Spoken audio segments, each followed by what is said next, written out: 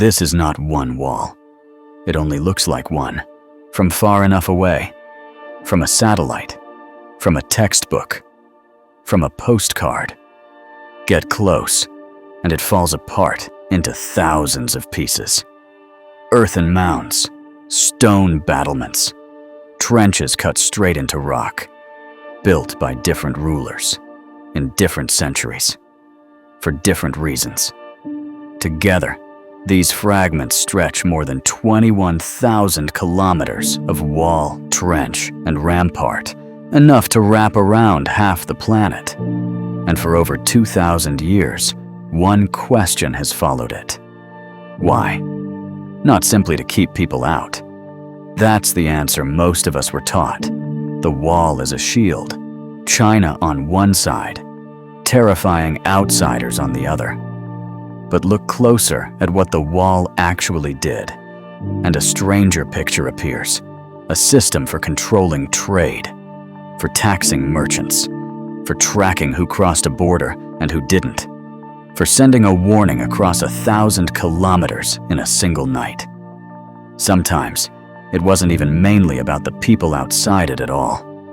To understand why, we have to go back before the wall most people picture, before the bricks, before the postcard image of towers marching over green mountains near Beijing.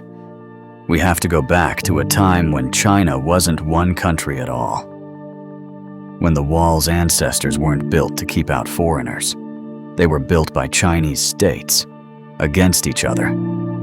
Come along as we unravel the mystery of the Great Wall of China, beyond stone, beyond time. More than 2,700 years ago, China was not an empire. It was a patchwork of rival kingdoms. Qin, Zhao, Yan, Qi, Chu, and others, locked in near-constant war with one another. Facing enemies on every border, these states did what threatened states do. They built walls. Long ramparts of packed earth, cutting across hills and valleys, not to stop nomads from the north, but to stop the kingdom next door. The state of Chu built one of the earliest, nearly 1,000 kilometers of it. Qi, Wei, Han, Yan, and Zhao each built their own. These walls had nothing to do with a unified China, because there was no unified China yet. They were border fences between rivals who spoke different dialects, worshipped different ancestors, and, more than once, tried to erase each other from the map. Then, in 221 BC, one of those rival states won all of it. Qin. Its king took a title that had never existed before, Huangdi, Emperor. He was Qin Shi Huang, the first emperor of a unified China. And unification handed him a problem none of the old kingdoms had ever quite faced. With the rival kingdoms conquered, all those old internal walls were suddenly worse than pointless. They ran straight through territory that was now supposed to be one empire. So Qin Shi Huang ordered something almost nobody had attempted before: tear down the walls, dividing his own people, and link the ones facing the northern steppe into a single frontier. He sent his most trusted general, Meng, north with an army. Some records say 300,000 men, to push back the Xiongnu, a powerful confederation of horse-riding peoples who controlled the grasslands beyond the Yellow River. Meng Tian succeeded. Then he stayed, connecting and rebuilding walls from Lintao in the west to Liaodong in the east. Not brick, but rammed earth. Soil pounded between wooden frames until it hardened into something almost like stone. This was the first 10,000 li wall. Not the wall tourists photograph today. That one wouldn't exist for another 1,700 years. But it was the first attempt to draw one continuous line across the north of a unified China. It came at a staggering human cost. Ancient and modern sources describe hundreds of thousands of conscripted laborers, soldiers, convicts, ordinary peasants, pulled from their homes and marched to the frontier. Estimates of the dead during Qin construction alone run into the hundreds of thousands. Chinese folklore turned that grief into legend. The story of Ming Xiongnu, a woman who wept at the wall for her husband, a conscripted laborer, until, the story goes, the stones themselves collapsed to reveal his bones. That's a myth, not a historical record. And the idea that grew out of it, that the wall is literally built on top of its workers' bodies, the world's longest cemetery, has never been confirmed by archaeologists. No excavation has found human remains inside the wall's actual structure. What's well documented is bad enough without embellishment. An almost unimaginable death toll, and no monument built to any of the people who paid it. Qin Shi Huang died in 210 Yan BC. His dynasty, the one that unified China and built its first Great Wall, collapsed within 4 years. The wall outlived the empire that built it by more than 2,000 years. The man who ordered it never saw it become anything close to what we picture today. The dynasty that replaced Qin, the Han, inherited the same northern problem, a powerful mobile confederation on their border.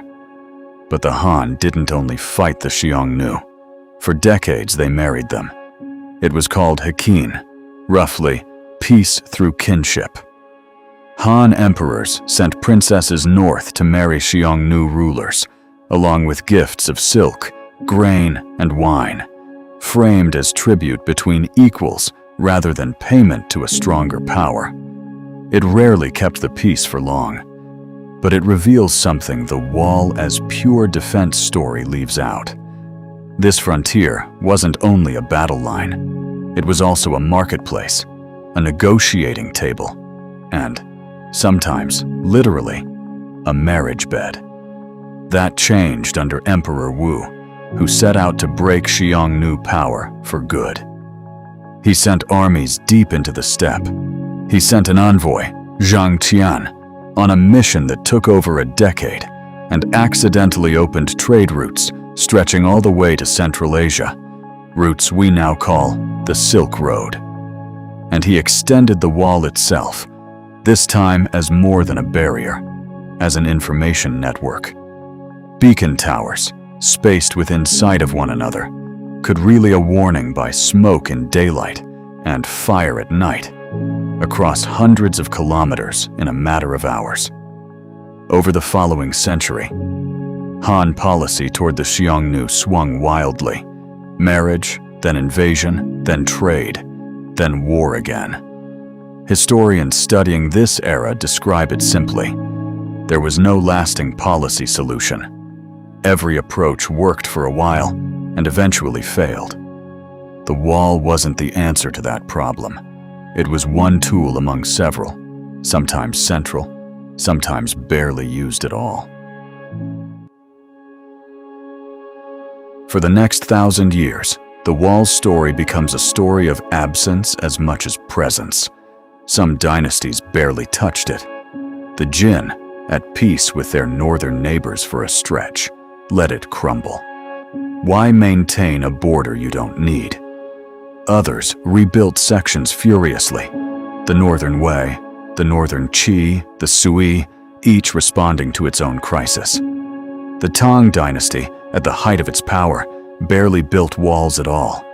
It preferred alliances, client rulers, and an open, cosmopolitan frontier. Then, in the 13th century, something happened that should have ended the whole argument for walls forever. A nomadic leader named Genghis Khan, and later his grandson Kublai, simply went around and through whatever fortifications stood in their way. The Mongols didn't just breach China's northern defenses, they conquered China outright and ruled it for nearly a century as the Yuan dynasty. If a wall alone could stop a determined enough force, this should never have happened. In 1368, Chinese rebels overthrew the Mongol Yuan and founded the Ming Dynasty. At first, the new dynasty didn't rely on walls either. Ming emperors preferred something more aggressive: chase the Mongols back into the steppe again and again, and keep them too weak to return. That strategy held for about 80 years. Then it collapsed, catastrophically. In 1449, a Ming emperor personally led an army north to confront a Mongol leader named Esen. It went about as badly as a campaign can go. The Ming force was annihilated, and the emperor himself was captured and held hostage. It was the first real crack in the idea that a fence alone could secure the frontier.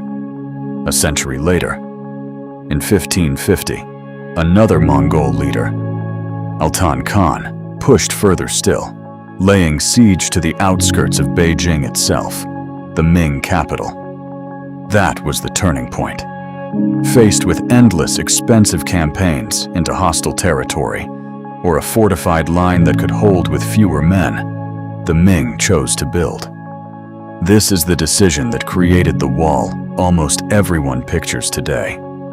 The man most responsible for turning that decision into stone was a general named Qin Shi Huang. Starting in the 1560s, he oversaw a transformation: earthen ramparts faced with fired brick and cut stone. Two-story watchtowers, spaced within sight of one another, able to house troops, store weapons, and pass a signal down the line. 9 military districts, each with its own garrison, stretching from the sea at Shanhai Pass to the desert fortress of Jiayuguan. Even the mortar was engineered for the job. Ming builders mixed sticky rice into their lime, creating a bonding compound tough enough that some sections have survived, largely intact, for over 450 years. Like every phase before it, this one had a cost measured in years, not just money. Construction stretched across 2 centuries, with soldiers, conscripted laborers, and craftsmen rotating through frontier postings many never returned from. But by the late 1500s, the wall had done something no earlier version fully managed. It held. Mongol raids that once reached Beijing's gates became rare, and for a while, the system seemed to work just fine. And then, less than a century after Qin Shi Huang's renovations were finished, the wall's greatest fortress, the strongest, most heavily defended pass in the entire system, didn't fall to a siege at all. It was opened from the inside. By the 1640s, the Ming Dynasty was rotting from within. Famine, a bankrupt treasury, and a peasant rebellion led by Li Zicheng that grew large enough to take Beijing in April 1644. The last Ming emperor, Chongzhen, is recorded as having taken his own life rather than be captured. That left one man holding the wall's most important gate: General Wu Sangui, commander at Shanhai Pass, trapped between Li Zicheng's rebels behind him and Manchu Qing forces beyond the wall in front. Popular legend blames a personal betrayal, a captured concubine. Historians treat that detail with caution. Politics alone may have been reason enough. In May 1644, Wu Sangui opened the gates of Shanhai Pass and let the Qing army through. Together they crushed Li Zicheng's rebellion, but the Qing kept marching, all the way to the throne, founding a dynasty that would rule China for the next 268 years.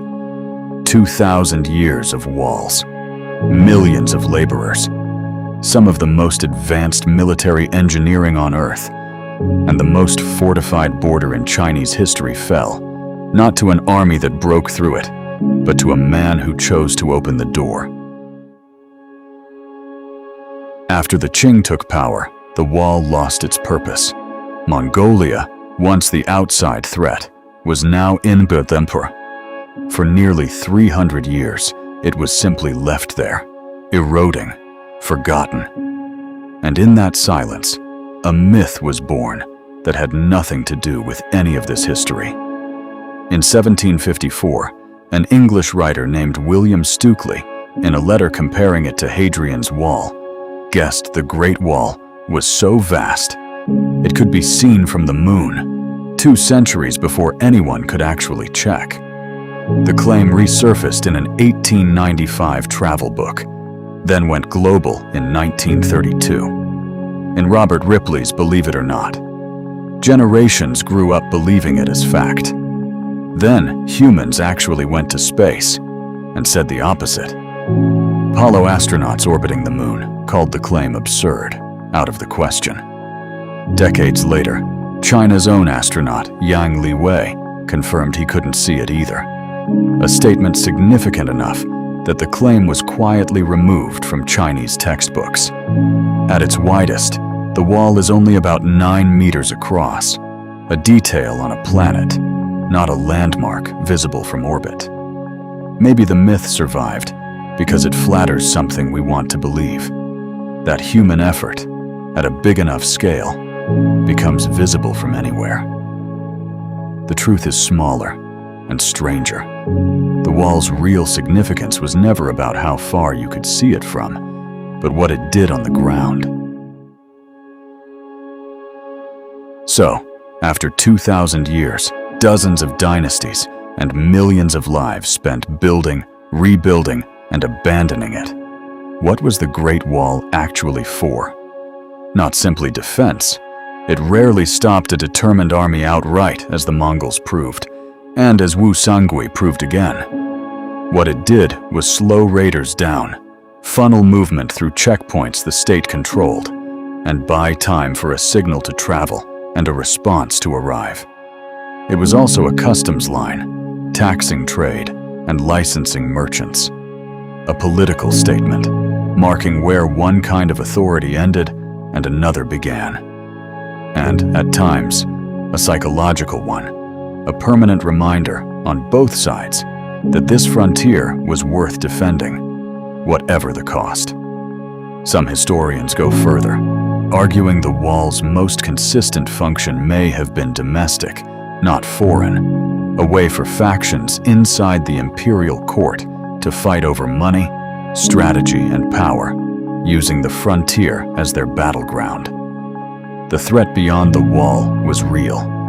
So were the rivalries behind the palace walls that decided whether and how and where to build.